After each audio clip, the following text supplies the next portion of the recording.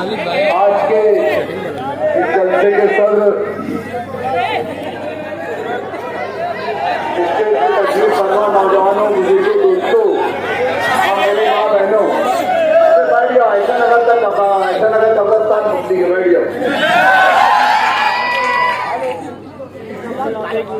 आज मैं जहाँ तक मेरी आवाज जा रही है, घरों में मुकीम मेरी पर्दा नशीब माँ बहना, बोलना तो बहुत कुछ था, लेकिन वायर काट दिए, कहाँ तक दबाएंगे। तो बोलना बहुत कुछ था, लेकिन ना एक पंजाबी गाना हमेशा सुनता था मैं, बाप तो बाप रहेगा। आज ये कह दिए भैया, बाप तो बाप रहेगा।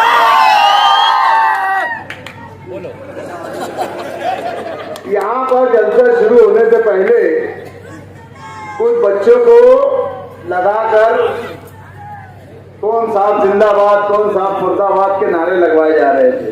अभी टाइम आया नहीं। यही हालात 2009 में भी थे कि मुफ्ती मोहम्मद इस्माइल कासमी साहब जब आयशा नगर के अंदर आए तो हमारी कुछ माँ बहनों को आगे कर उनसे चप्पल दिखवाई गई।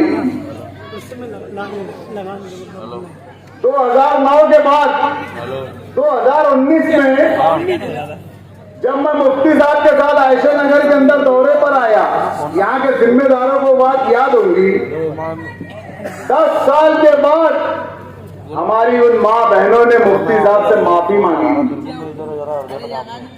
माफी मांगी थी कि साहब हमने लोगों के बहकावे में आपके ऊपर चप्पल बताई, आपको नाजेबा हरकत, नाजुबे जुमले बोले, तो इंशाअल्लाह ताला अल्लाह की जात से यकीन है कि आज जो ये 7-8 साल के बच्चों से हरकत करवाए ना, वक्त तो बताएंगे, ये बच्चे बोलेंगे कि नहीं हमसे भी गलती हुई थी इंशाअल्लाह ताला। ये बुज़दिल लोग हैं, कभी माँ बहनों को इस्तेमाल करेंगे, कभी बच्चों को इस्तेमाल करेंगे। इनका पेशा ही यही है कि गरीब के बच्चे को झाड़ पर चढ़वाना, फल तोड़वाने का, फल टूट गया तो आधा आधा खाएंगे, नहीं तो गिरेगा तो गरीब का बच्चे का हाथ पैर टूटेगा। ये इनका उसूल है और इससे ये हट नहीं सकते। ये खुद आगे नहीं आते, दूसरों को आगे लेकर आते। डॉक्टर साहब यहाँ एक बात बोल रहे थे कि ये इलाके के अंदर अल्हम्दुलिल्लाह सुम्मा अल्हम्दुलिल्लाह जमात का काम बहुत तेजी से होता है और बहुत अच्छे पैमाने पर जमात का काम होता है। लेकिन मुझे माफ करना आयशा नगर के लोग, जब भी आए शहर के अंदर आयशा नगर का नाम लिया जाता है तो एक आम आदमी का तस्वुर कुछ और चला जाता है कि नहीं गुंडों की बस्ती है, शराबियों की बस्ती है, इसकी बस्ती है। ये बस्ती वालों की गलती नहीं है, ये उन लोगों की गलती नहीं है। यहाँ तो अल्हम्दुलिल्लाह जमात का भी काम होता है, मशकुरात की भी जमातें आती है, सब आती है। मेरे भाइयों, मेरे उन साथियों से मेरी गुजारिश है कि जरा सोचो कि सिर्फ आयशा नगर का नाम आता तो लोग क्यों बदनाम करते। उसकी एक वजह कि जिस कौम का रहबर जैसा रहेगा, आदमी रहबर को देख के फैसला करता है, पूरी कौम को नहीं देखता। तुम अगर यहाँ शराबी, जानी, नशेड़ी रहबरों को बना दोगे, उनको चुनकर लाओगे, तो उनके साथ साथ गेहूं के साथ घुन भी पिसा जाएगा। यहाँ पर अच्छे लोगों को भी बदनामी मिलेगी। मैं हर जलसे में बोल रहा हूं ये बात कि चंद लोग हैं, सिर्फ और सिर्फ चंद लोग हैं जिनकी वजह से पूरा इलाका बदनामी उठा रहा है। तो क्यों नहीं मेरे भाइयों, मेरी आपसे गुजारिश है, क्यों नहीं उन चंद लोगों को तुम उखाड़ कर देखते हो? क्यों नहीं उन चंद लोगों को उनके घर का रास्ता बताते हो? बहुत हो गया ना 40 साल, अब और कितने साल? क्या विरासत में लिख के देंगे क्या? बाप 40 साल, फिर बेटा 40 साल, मैं तो सुना भी पोते भी तैयार हो रहे। देखो जरा कुछ ऐसा नगर से भी नौनिहालों को निकालो, नौजवानों को निकालो, उनको भी इलेक्शन लड़ाओ, उनको भी आगे बढ़ाओ। सिर्फ बिरादरी के नाम पर तुम एक ही दखनी है क्या? शहर में कोई दूसरा दखनी है ही नहीं। बोले मुफ्ती साहब ने क्या किया, मुफ्ती साहब ने क्या किया, बिरादरी के नाम पर एक हो जाओ।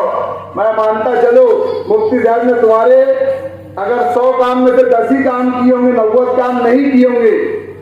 किसी का अच्छा नहीं किया तो किसी का बुरा भी नहीं किया। किसी के बच्चे को नशे की आदत नहीं लगाए, कोई सट्टे वाले को इजाजत नहीं दिए कि जा तू सट्टा चला, मैं डिपार्टमेंट में बात कर लूंगा।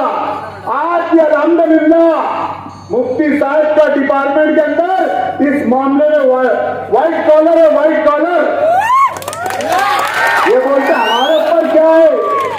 अरे तुम्हारी वजह से पूरी कौम बदनाम हो रही है। तुम ऐसे रहनुमा बन के बैठे हैं कि पूरे शहर का बदनामी, पूरी बिरादरी का बदनामी सहना पड़ रहा है तुम्हारी वजह से।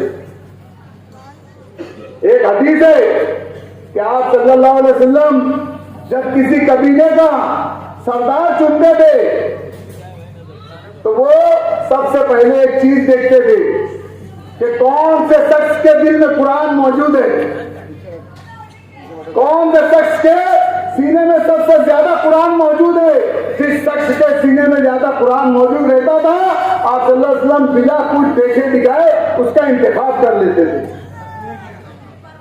और आज उठाकर देख लो पूरे उम्मीदवार, 2-4 उम्मीदवार छोड़ देंगे आजाद। इनको तो सना उना भी याद है कि नहीं मालूम नहीं। मैंने देखा इनको मैयत में कब्रिस्तान के बाहर खड़े रहते, किसी की मैयत में नमाज जनाजा भी नहीं पढ़ने जाते ये अंदर। क्यों? अबे तो शर्मा मत, कोई आलिम से वाकिफ हो, थोड़ा पढ़ लो। हाँ, आज तुमको आलिमों से घिन आ रही है। मेरी आपसे अपील है, मेरी माँ बहनों से अपील है, जहां तक मेरी आवाज जा रही है वहां तक मेरी पर्दा नशीन माँ बहनों से अपील है कि लड़ाई अच्छाई और बुराई की लड़ाई है। आपको तय करना है कि अच्छा कौन है, बुरा कौन है। मैं मुबारकबाद देता हूं इस इलाके के लोगों को जो हमेशा अच्छाई को तरजीह देते हैं। इतने झंडे दिख रहे ना यहाँ पे, एक कलर के, दिखता कुछ और होता कुछ। ये हमारे इलाके में आके बोलते अंदर की मार मारना। क्यों बोलते हैं मालूम है? इनको इधर से अंदर की मार पड़ती है। तो क्या है? हाँ भैया सब, लेकिन करना क्या है? अंदर की मार, अंदर की मार, एकदम मजबूत मार। पैसे दे लो, कोई गरीब को दे दो जो जरूरतमंद होगा। अरे उनके साथ घूमो भी, क्या भैया देखो ही वोट देंगे। बिल्कुल नहीं, हम आएंगे भी नहीं, कोई कलम उलम नहीं, कुछ नहीं। हमको मालूम है कि 23 तारीख को जब पेटी खुलेगी ना तो आयशा नगर की पेटी इंशाल्लाह सबसे ज्यादा आगे रहेगी। नहीं रहेंगी आगे, तो पीछे हाथ हुए इंशाल्लाह वाला भैया इधर हम समझ के कोई कम ज्यादा उठा रहे, कैमरे चल रहे होंगे, कोई बात नहीं, अंदर कोई कुछ नहीं करेगा। सिर्फ अंदर जाने का बिस्मिल्लाहिर्रहमानिर्रहीम और उसको उड़ाने का जो आसमान में उड़ रहा, जिसकी फितरत में उड़ाने पतंग, जिसकी फितरत में जमीन पर रेंगना उसको भी चलाने का।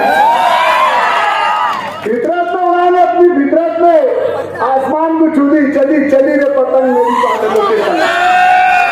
बस यही अपील, यही गुजारिश, यही दर्द मेरी माँ बहनों के सामने मैं रखना चाहता था। मेरे बुजुर्गों कि ना कोई जात देखो ना बिरादरी देखो, सिर्फ एक कल्ले की बुनियाद पर एक होकर 22-20 तारीख को इतनी वोट दे दो कि सामने वाला भी बोलने लग जाए कि तेरा मेरा रिश्ता क्या, तेरा मेरा रिश्ता क्या। अल्लाह हाफिज।